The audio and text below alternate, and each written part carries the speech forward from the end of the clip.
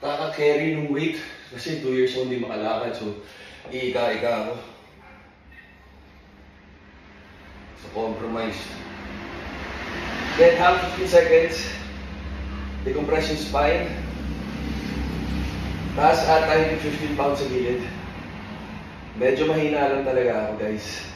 Pero talaga muscle contractions siya controlled. Tandaan nyo, 45 na ako. Yung bigat natin na binubuhat ko, kaya tuloy na pala ako.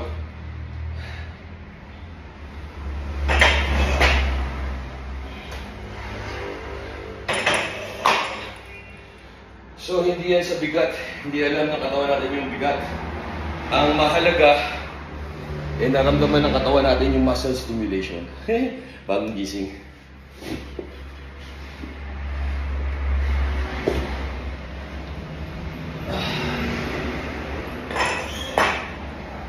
So, ito second set. Ganun ulit. 15 seconds na ako naka-squat na hold ko. Para yung joints lubricated. Mahirap ang blood flow, lalo na pag sa white zone. 15 seconds. Ito kayong clock dito sa salamin. May salamin sa harapan ko. Nagre-reflect. Kaya hindi ako pwede mag-gym sa iba. Nakakaya naman. Sagabal ako sa kanila. Ang bagal ko, diba? Nakakasari ko, yes. Hindi tayo pwede